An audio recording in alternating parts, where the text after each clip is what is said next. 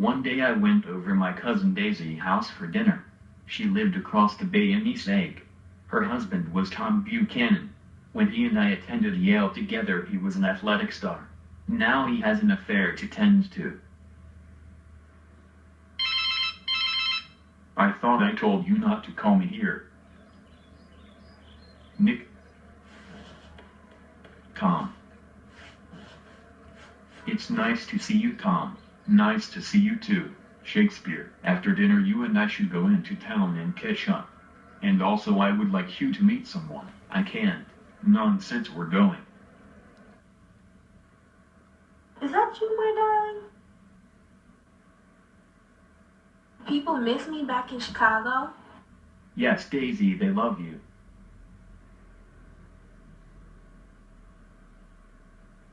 Well, Nick, this is Jordan Baker, the famous golfer. She was the most frightening person I've seen, but I enjoyed looking at her.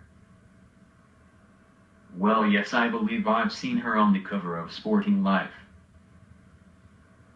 Well, Nick, Daisy tells me that you stay over in West Egg where New Money is, my little home. Please, it's just a cardboard box. I know someone who stays in West Egg. I don't know anyone that stays in West Egg. You must know Gatsby. Gatsby? What Gatsby?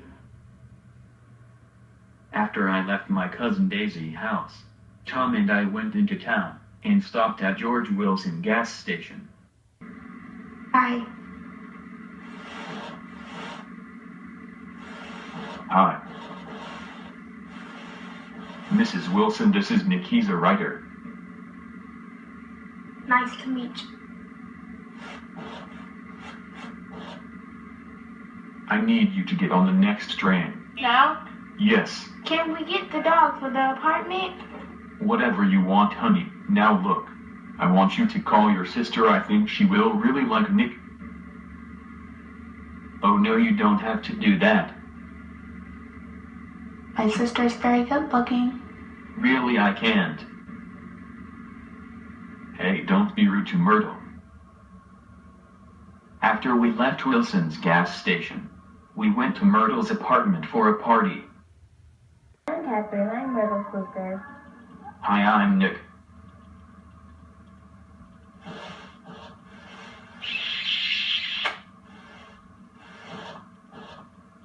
They both don't like who they're married to. She doesn't like Wilson. It doesn't seem like it. Want some pills? I caught them other stress relievers. No thanks. After Catherine took those pills, I went into the kitchen and poured a glass of champagne. That was the second time I've ever gotten drunk. That was the day I drank my night away.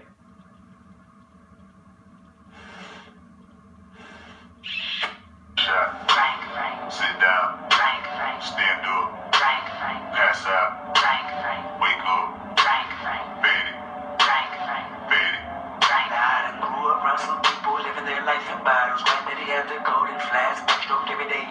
I go, some people like the way it feels. Some people want to kill their sorrow. Some people want to fit in with the popular. That was my problem. I was in a dark room, loud tunes, looking to make a vow soon. That I'ma give up, filling up my cup. I see the crowd move, changing by the minute. And only 2 or 3 shots. I'ma show you how to turn it up a notch. First you get a swimming pool full of liquor, then you dive in it. Pool full of liquor, then you dive in it. I wave a few bottles, then I watch them all fly. All the girls wanna. I don't even understand why you still with her, Tom. Watch your mouth. I can say whatever I want. Daisy, Daisy, Daisy, Daisy. After Myrtle's party, I went home, and the next day I woke up and heard a knock at the door.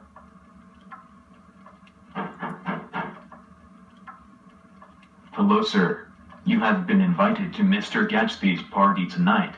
He lives right next door, so your presence will be welcoming. Why, thank you.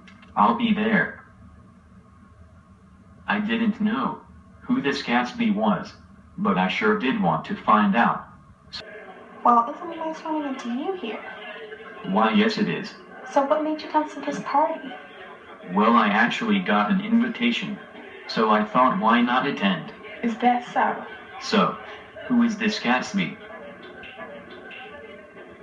I heard he was a German spy. I heard he graduated from Oxford. I heard he even killed a man once.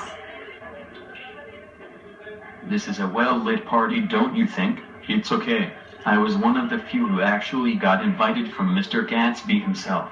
Is that so? Yes, I heard he was a German spy that graduated from Oxford and even once killed a man. You don't truly believe all that, do you, old sport? I mean, I don't know Gatsby. You're looking at the one man who makes this all happen. I'm Gatsby. Gatsby's smile was one of those rare smiles you had ever seen. Sitting there watching all those people drink and party their night away. You could tell he wasn't drunk because he looked as if we're looking for someone. I don't want to be too forward, old sport. I know we just met, but I have a favor to ask you. Are you willing to do it? Sure, depending on what it is. I heard you were Daisy cousin. You're my only hope at meeting her again after 5 years. So could you invite her over to your place for tea, so I can see her again? Sure. Is this a little too much, old sport? No, it's just fine. Stop worrying, she will be here. Just be patient. That must be her. I'll get the door.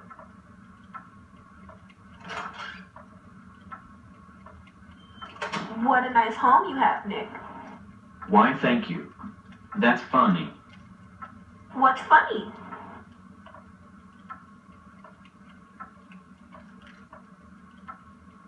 It's nice to see you again, Gatsby. It's nice to see you too, Daisy. Been 5 years. How are you? I know it's been a while, but I've just been getting my life together, and also trying to keep my life on the right path. That day Gatsby and Daisy talked non-stop, and caught up for the lost time. This time I want it all. This time I want it all. Showing you all the cards, giving you my heart. This time I'll take a chance. This time I'll be your man. I can read all of me.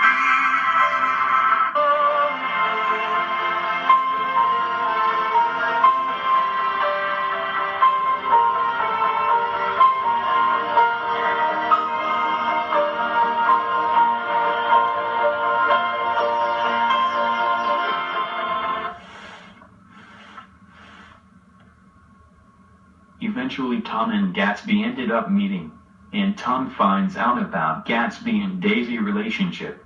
When they met, they got into the biggest argument over Daisy. Daisy, tell this moron that you don't love him and you only love me. You're a lie. You must be insane. She doesn't love a lying bootlegger like you. Tell him, Daisy. Tell him that you don't love him, and that you loved me for as long as 5 years. I never loved you, Tom. How could you, Gatsby? I did love him once. Daisy, I'm sorry, wait. Daisy storms out and Gatsby runs after her. Eventually George ended up finding out that Myrtle was having an affair, but he still didn't know who she was having the affair with. Who have you been with? No one. You're a lie, but only God knows who you've been with. Until then, the eyes of Dr. T.J. Eichelberg will be watching you.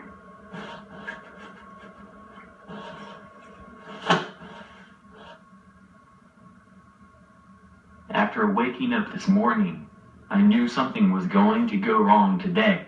I felt it in my soul, almost as if it were someone waiting for something bad to happen. Daisy, wait, slow down. I think I see someone in the road. Tom, wait.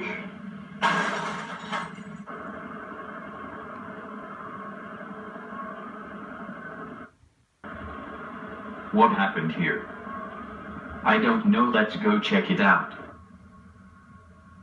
As we walked closer, Tom and I discovered a body.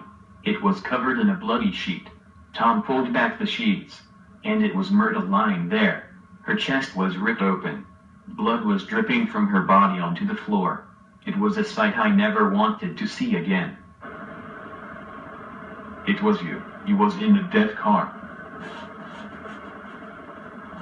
No, it wasn't me. I was bringing you that coupe we've been talking about. That yellow car wasn't mine. Do you hear? I haven't seen it all afternoon. Tom talks to the police officer. I was driving the blue car right out there. As the police investigates and finds the dog leash among Myrtle belongings, George jumps to conclusions and thinks Tom has lied to him. Meanwhile, Tom grabs George and pulls him into another room. I did not kill Myrtle. It was Gatsby. Him and Myrtle were having an affair, so Gatsby purposely hit and killed Myrtle. I'll get him, watch. The morning a couple days after Myrtle was killed, I went to visit Gatsby. Hey old sport, what brings you here? I just wanted to stop by to see how things were going with you and Daisy. Actually, that's who I'm waiting on now. Well, that's good. Let me know what happens when you see her. After meeting Gatsby, I didn't feel like working, so I waited for him to call with news, while he waited for Daisy.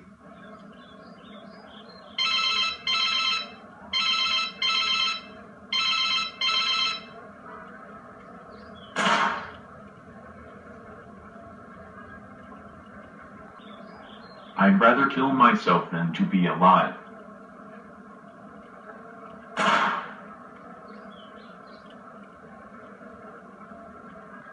In the end, I was the only true friend to Gatsby.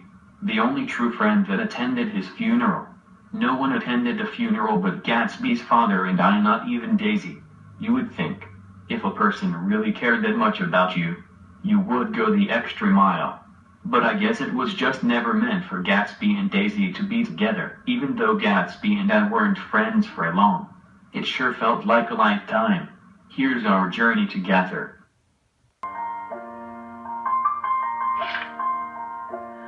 It's been a long day without you, my friend, and I'll tell you all about it when I see you again. We've come a long